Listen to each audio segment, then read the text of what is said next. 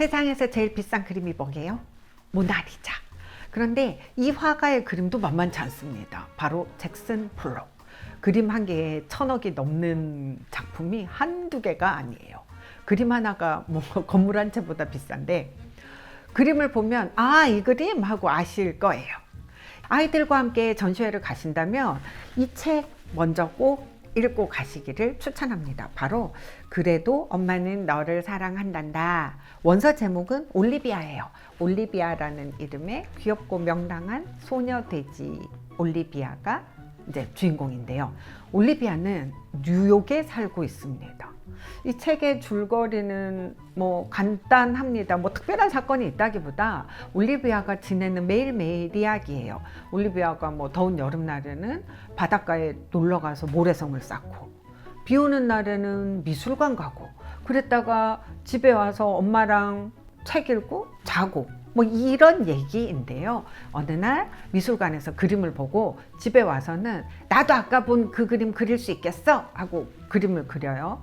엄마가 그거 보고 막 얘가 이렇게 그림 그리느라고 온 집안에 물감 뿌려놓은 걸 보고 기절초풍을 하려고 하다가 그러고는 애 씻기고 엄마한테 그림책 읽어달라고 한 다음에 잔다. 뭐 이런 얘기인데요. 이런 단순한 얘기에 왜 그 많은 팬들이, 독자들이 열광을 하는 걸까요? 왜 수십 년 지나도록 사랑을 받고 2001년도에 이제 칼데코트 아너상을 받았거든요. 그 이후로 지금 25년 가까이 뉴욕 굿즈로 올리비아가 어디든지 팔리고 있습니다. 빨간 옷 입은 아기 돼지, 그러면 올리비아예요. 뭐든지 신나 사는 올리비아의 캐릭터 덕분인가 싶기도 한데요. 저는 저희 딸이 어렸을 때요, 아들 딸이 어렸을 때 와, 올리비아 같이 키우고 싶다 이런 생각을 했어요. 왜냐면 그냥 옷을 이것저것 막 갈아입으면서 잔뜩 옷을 꺼내놔서 엄마를 기겁하게 하는 것 같지만, 조그만 소녀가 뚜렷한 자기 패션 취향이 있고 어디에서 뭘 할 건지에 따라서 스케줄 따라 옷을 고를 줄 알거든요. 그리고 막 모래성 짓는데 그 모래성이 막 맨날 보는 건물이야. 엠파이어 빌딩. 비 오는 날 놀러 가면 메트로폴리탄 미술관. 거기에서 조만한 게 제일 좋아하는 그림은 드가의 발레 그림. 이건 나도 5분이면 그리겠어 하고 동기부여 팍팍 되는 그림은 바로 잭슨 폴록의 그림입니다. 가을 리듬 30번. 자기 전에 엄마랑 침대에 누워서 읽는 책은 유명한 오페라 가수 마리아 칼라스의 이야기예요. 와, 이렇게 잘하면 정말 문화적 경험만큼은 세상 어느 누구보다도 풍부하게 잘하겠구나. 이렇게 예술 속에서 잘하면 얼마나 이 예술적 소양이 풍부할까 싶어가지고 좀 뉴욕에서 애 키우면 좋겠다 이런 생각을 한 적이 있습니다. 애가 미술관이나 이런 데로 가기 싫은데 억지로 따라다니는 게 아니에요. 어쩌다 한번 가는 게 아니라 매일 가고, 이미 그것도 올리비아의 놀이터인 느낌? 뉴욕 부잣집에는 이렇게 잘하는구나, 뭐 이런 생각이 들었어요. 하여간 올리비아는 잭슨 폴록의 그림을 보고 집에 와서 자기도 그림을 그립니다. 잭슨 폴록 그림은 이렇게 팍팍팍팍 뿌리는 게 특징이거든요. 얼마나 힘차게 뿌리는지, 이렇게 뿌리면서 그림을 그리는 방법을 액션 페인팅이라고 하는데요. 올리비아도 그쵸, 뿌립니다. 엄마 기절초풍 하죠. 엄마가 이제 그만 씻기고 책 읽고 재우는데요. 근데 올리비아가 그렇게 메트로폴리탄 뮤지엄에 매일 가서 그렇게 자주 잭슨 폴록의 그림을 봐도 몰랐던 게 하나 있습니다. 바로 잭슨 폴록은 그림을 벽에 대고 그린 게 아니라는 사실. 캔버스를 바닥에 펴놓고 그렸습니다. 그 위를 걸어 다니면서 물감을 막 들이붓고 뿌리고 그랬죠. 이렇게 그림을 그리는 방법을 드립, 떨어뜨린다, 여기에서 해서 드리핑, 흘리기 기법이라고 합니다. 잭슨 폴록의 별명은 잭 더 드리퍼예요. 떨어뜨려가지고 잭 더 드리퍼이기도 하지만, 잭 더 드리퍼는 잭 더 리퍼라는 영국의 아주 유명한 살인마의 이름을 흉내낸 별명입니다. 왜 옛날에 김영하 작가가 자기를 연쇄 싸인마라고 했잖아요. 이렇게 동네에 서점들 다니면서 오늘도 사인, 내일도 사인 그런다고 연쇄 사인마라고 했던 것처럼 잭 더 리퍼라는 살인마의 이름을 따서 잭 더 드리퍼. 그런데 잭슨 폴록은 잭 더 리퍼처럼 누군가를 죽였다라는 뜻도 있습니다. 누굴 죽여요? 기존의 미술을 죽였다. 잭슨 폴록은 이제 캔버스를 바닥에 눕혀서 그렸다고 말씀드렸는데요. 잭슨 폴록이 캔버스를 이렇게 바닥에 눕힌 이유는 어쩌면 크기 때문일지도 모르겠어요.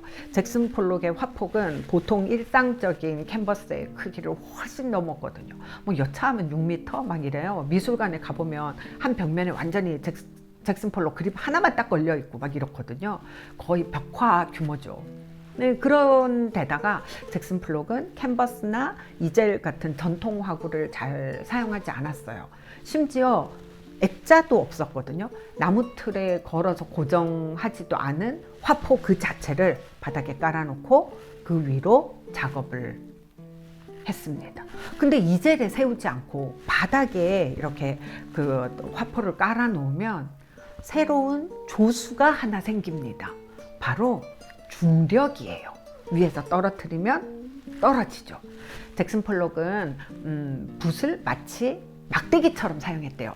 붓을 이렇게 화포에 갖다 대고 이렇게 화면을 터치하면서 그림을 그린 게 아니라 그냥 물감을 그 위에다가 막 떨어뜨리고 뿌리고 이렇게 한 거죠. 그러다 보면 잭슨 폴록이 이렇게 작업하다 보면 막 담배꽁초도 그림 위에 떨어지고 막 이러는데 담배꽁초가 떨어져도 그 위에 물감을 막 겹겹이 떨어뜨리니까 이게 마치 이런 어떤 질감을 특별하게 만드는 요소가 되기도 하고 그랬다고 하는데요. 잭슨 폴록이 이렇게 물감을 떨어뜨리는 방법을 쓰게 된 거는 이제 몇 가지 영향을 받은 부분이 있습니다. 첫 번째는 미국 서부의 인디언들이 모래 그림을 그리는 걸 보고 영향을 받았대요.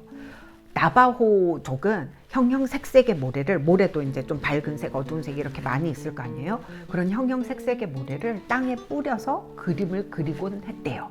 뿌리면서 그러니까 중력은 밑으로 떨어지려고 하지만 바람에 따라서 이렇게 막 자연스럽게 흩어지는 이 과정, 이런 우연과 그 상황의 조건이 만나서 자연과 합일이 이루어지는 거라고 본 거죠. 이 과정을 통해서 영혼이 치유받는다. 그런 의식을 이 나바오족들이 했대요. 거기에서 위에서 밑으로 떨어뜨리는구나. 그리고 또 영향을 받은 것은 멕시코의 벽화운동입니다. 1936년 멕시코의 굉장히 유명한 벽화가 다비드 시쿠에이로스가 노동절 행진을 위해서 이제 플랜카드를 만드는데 잭슨 폴록이 옆에서 조수를 했다고 하거든요. 옆에서 도왔다고 하는데 이 멕시코 화가는 유명한 공산주의자였어요. 캔버스를 이젤에 세워놓고 그리고 유화 물감으로 그림을 그리는 것은 유럽에 있는 부르조아들이 그렇게 그렸다는 거예요. 멕시코 사람인 내가 왜 우리 조상이 그렇게 그리지 않았는데 왜 유럽 부르조아의 방법을 내가 받아들여야지? 그래가지고 끝에 털이 달린 막대기를 타도하라 이렇게 외치면서 이렇게 아예 붓을 안 썼대요. 이렇게 그 플랜카드 그릴 수 있는 화폭을 바닥에 깔아놓고 붓 대신에 막대기로 물감을 찍어서 이렇게 막 그렸는데 이걸 보고 잭슨 폴록이 깨달음을 얻었다고 합니다. 저렇게 그릴 수도 있구나. 그렇다고 해서 잭슨 폴록은 나바호 인디언처럼 그러니까 자기 그림이 바람과 중력에 의해서 우연하게 만들어진다는 거에 대해서는 굉장히 강력하게 부정을 했습니다. 나는 오히려 모든 우연을 부정한다. 언뜻 보면 내가 아무렇게나 물감을 흘려대는 것 같지만 사실은 매 순간마다 굉장히 몰두해서 영감에 따라 직관적인 결정을 최선을 다해서 내리고 있다. 그럼에도 불구하고 적용되는 우연과 의도 이런 것들과 내가 만들어내는 어떤 질서 사이에서의 긴장 이거야말로 바로 나의 작품 세계다 이렇게 말했다고 하거든요. 그런데 어쨌든 이 잭슨 폴록의 이 막 뿌려놓은 이 그림이 어쩌다가 몇 천억이나 하는 비싼 그림이 되었을까요? 자꾸 예술작품 얘기하면서 몇 천억이다 뭐 이런 얘기를 하는 것은 큰 돈이라서 관심이 가기도 하지만 그러니까 돈이 어쨌든 현대사회에서는 어떤 예술작품의 가치를 그 작품이 평가받고 있다는 어떤 지표가 되기도 하니까요. 잭슨 플록을 이렇게 유명하게 만든 건 작품 그 자체도 멋졌지만 이 작품을 어떻게 볼 것인가 평론가들이 그렇게 싸웠대요. 이 평론가들의 다툼 자체가 굉장히 화제가 되었는데 로젠버그와 그린버그, 네, 둘 다 버그, 이렇게 유태인 이름이죠. 로젠버그와 그린버그라는 두 평론가가 잭슨 플록의 그림은 이래서 위대하다, 아니다, 저래서 위대하다 이러면서 다퉜거든요. 뭘 두고 다퉜냐 하면 클레멘트 그린버그는 마침내 플록이 그림을 평평하게 만들었다, 그게 위대하다, 이렇게 얘기를 했다고 합니다. 아니 그림이 다 평평하지 그게 뭘 잭슨 플록이 평평하게 만들어? 이렇게 생각하기 쉽지만요. 한번 생각해 보세요. 그때까지 회화는 3차원 세계를 2차원 평면에 재현하는 것이었죠. 원근법이라든지 이런저런 그늘을 그린다든지 이런저런 표현 기법을 이용해서 입체적인 모습을 평면 위에 그렸단 말이에요. 그러니까 그림이라는 물질 자체는 평면일지 모르겠지만 그 안에 그려진 것이 무엇인가를 보는 그 순간 내 머릿속에서 자연스럽게 입체가 떠오릅니다. 가령 바다를 그리면 그림은 평평하지만 그 그림을 보면서 우리 머릿속에는 바다라는 수평적인 공간이 생기는 거죠.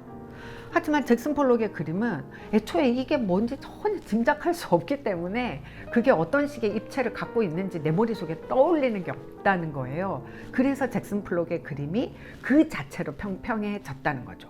이제 그때까지는 추상화라고 하더라도, 구체적인 모습이 없는 추상화라고 하더라도 그림을 그린 주제가 있고 대상이 있었어요. 피카소의 추상화에도 우는 여자도 있고 꿈이라든지 이렇게 상상 가능한 주제가 있었잖아요. 아무리 순수한 추상이라고 해도 형태가 있고 그 형태와 구분되는 배경이 있고 이런데 잭슨 폴록의 작품은 뭐가 형태고 뭐가 배경인지 구분이 안 됩니다. 구분이 안 되는 게 아니라 애초에 처음부터 형태와 배경을 구분 짓지 않았으니까, 정하지 않았으니까, 하다못해서 여기부터 여기까지가 그림입니다 하는 프레임도 잘 보이지 않아요. 그냥 어디에서 잘라도 상관없는 벽지처럼 보인다 라는 평론도 있었는데요. 다른 그림들은 액자가 있는데 잭슨 폴록의 그림은 액자도 없습니다. 실제로 잭슨 폴록의 가장 강력한 후원자였던 패기 구겐하임의 집에 이제 작품을 설치할 때 벽보다 그림이 더 크게 나온 거예요. 그래가지고 그냥 그림을 좀 잘라냈다고 합니다. 그래도 별 문제가 없었다고 하거든요. 평론가 클레멘트 그린버그는 이 자체를 굉장히 높게 평가했어요. 기존의 회화를 완전히 새로운 차원으로 옮겨 놓았다는 거죠. 기존의 회화를 킬, 잭, 더 리퍼처럼 죽이고 새롭게 만들었다. 근데 이제 그 당시 미술은 크게 회화와 조각으로 크게 구분을 했대요. 기존 회화는 안에 어떤 조각의 입체적인 요소를 재현했다고 그랬잖아요. 그거를 잭슨 폴록은 어떤 조각적인 요소를 다 빼고 완전한 평면으로 구현했다. 이것이야말로 현대적인 것이다. 이랬다는 건데요. 그런가 하면 또 기존의 회화 안에는 스토리텔링도 있습니다. 어떤 이야기를 전달을 하잖아요. 그 스토리는 또 문학의 영역이죠. 이제 또 다른 평론가, 또 다른 버그, 해롤드 로젠버그는 아니다, 그것보다 그 작품을 만들어낸 행동이 중요하다라고 얘기를 합니다. 로젠버그는 폴록이 그린 그림 자체보다 그림을 그리는 과정이 더 중요하다는 거예요. 오죽하면 이제 그렇게 얘기했대요. 잭슨 폴록은 캔버스라는 투기장, 이렇게 격투기장, 아레나 안에서 재료와 싸우는 검투사다. 움직이고 활동하는 것이 포인트라서 잭슨 폴록의 작업을 일컬어서 액션 페인팅이라고 이름 붙인 사람이 바로 이 로젠버그입니다. 실제로 한스 나무스라는 사진작가가 촬영한 기록을 보면 잭슨 폴록은 끝없이 움직입니다. 근데 그게 그렇게 멋져요. 담배 입에 딱 물고 이렇게 막 고뇌하면서 막 이리 뛰고 저리 뛰고 잠깐 멈췄다가 확 물감 뿌리고 그 자체로 굉장히 멋지고 볼만하거든요. 예술가란 이런 것이야. 이렇게 환상 딱 주고 그야말로 스타가 될 만하다 싶어요. 굉장히 이미지 메이킹도 잘했구나 이런 생각이 드는데, 근데 로젠버그 말 맞다나 그림은 중요하지 않고 그림에 그린 그 결과로 그냥 그림이 나올 뿐이지 그 그리는 과정이 더 중요하다 이렇게 생각을 한다면 문제가 하나 생깁니다.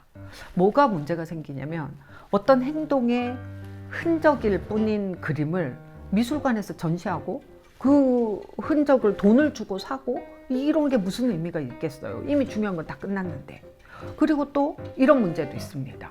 회화나 조각에서 문학 요소를 빼고 회화 그 자체를 완성했다고 잭슨 폴록을 높게 평가하는 이 그린버그 입장에서는 미술은 행동이다 이렇게 얘기하면 미술에 연극 요소가 들어오는 거예요. 미술은 드라마가 아닌데, 미술은 순수해야 하는데, 근데 거기에 왜 연극이 들어와? 이 두 거장 평론가의 논쟁이 이어질수록 잭슨 폴록은 유명해졌습니다. 거기에 하나 더, 잭슨 폴록을 유명하게 만든 데는 뒤에 CIA가 있었대요. 아니 미국 중앙정보국 CIA가 화가랑 무슨 관계가 있길래? CIA뿐만 아니라 뉴욕 현대미술과 모마나 이런 몇몇 굉장히 힘있는 단체들이 힘을 합쳐서 미국 미술을 세계 미술의 선두로 만들려고 애를 썼거든요. 1940년대 소련과 경쟁하던 이제 냉전 시대죠. 이때 CIA가 문화예술을 무기로 삼은 거랑 똑같습니다. 소련의 예술 세계는 이 사회주의 리얼리즘, 그래서 이 예술 작품을 사회주의를 홍보하고 사회주의가 얼마나 위대한가를 증명하는 어떤 수단으로 되게 많이 쓰이고 있었거든요. 그런가 하면 또 유럽은 세계 2차 대전의 영향으로 굉장히 불안하고 위태로웠죠. 이럴 때 예술가들이 자기 자유와 그리고 생명 보존을 위해서 미국으로 막 건너올 때인데, 미국이 요 타이밍에 막 이제 자랑을 하는 거죠. 우린 이렇게 자유롭다. 너네 이 추상 표현주의 봐라. 유럽의 추상 미술도 있고 이 표현주의도 있지만 이 둘로부터 나왔으나 이 둘과는 완전히 다른 추상 표현주의. 미국에 오면 이렇게 자유롭게 작품을 할 수 있다. 뭐가 뭔지도 모를 이런 것까지도 마음대로 그릴 수 있는 자유가 미국에는 있다. 뭐 이렇게 선전을 한 거죠. 그래서 이 잭슨 폴록을 비롯한 추상 표현주의 화가들을 국가 차원에서 밀어줬습니다. 그냥 단순히 전시회를 주최하고 그 유럽 순회 전시를 할 수 있게 도와주고 이런 수준이 아니라 자기네들이 비싼 가격으로 그 이 작품을 사들여서 가격을 막 띄우기도 했다고 그래요. 그런데 이렇게 유명해진 잭슨 폴록이 행복했을까요? 잭슨 폴록은 20세기 미술의 아이콘이 되었지만 그만큼 부담감을 많이 느꼈대요. 늘 알코올 중독이었고, 그리고 자기 작업 방식에 대해서 늘 회의를 했다고 합니다. 어떨 때는 이게 최고야, 나는 내 방법이 최고야 이렇게 하고, 또 어떨 때는 과연 이것이 맞는가? 네, 엉뚱하게도 그렇게 미술을 완전한 추상의 세계로 올려놓았다고 했으면서 정작 자기는 나중에 다시 구상 미술로 돌아가기도 했거든요. 결국 44살에 음주운전 교통사고로 사망을 했습니다. 그런데 아까 제가 아이들을 잭슨 폴록 미술전에 데려가기 전에 이 올리비아 그림책을 보여주라고 말씀드렸잖아요. 아니 올리비아에 그냥 잭슨 폴록 그림이 하나 딸랑 나오는 거지 뭐 제대로 잭슨 폴록 작품에 대해서 가르치는 것도 아니고 무슨 의미가 있나? 이렇게 물어보실 수도 있지만요. 미술관에 아이들을 데리고 갈 때 이 예술가가 누군지, 어떤 방법으로 그렸는지, 이 사람의 추상표현주의가 그렇게 유명하대 이런 거 가르쳐 줘봐야 아이들이 미술에 대해서 아 그런 건가? 정말 그런 대단한 작품을 내 눈으로 보다니 뭐 이렇게 감동하는 것 같지는 않아요. 차라리 내가 너무 재미있게 보았던 그림책에 나온 그 작품이야 이렇게 씨앗을 주는 게 저는 그 아이들이 미술관에 갈 때 더 중요한 거라고 생각하거든요. 아이들이 미술관에 가서 그냥 보는 게 아니라 저거 내가 아는 건데 저거 올리비아가 따라 그렸던 건데 이렇게 어떤 한 작품에 대해서 나의 추억을 담고 나의 이 특별한 기억을 담는 것, 그것에 그림책만큼 쉽고 중요한 게 있나? 그런 생각이 듭니다. 아이들과 여러분들이 잭슨 폴록과 행복하게 잘 만나시기를 바랍니다.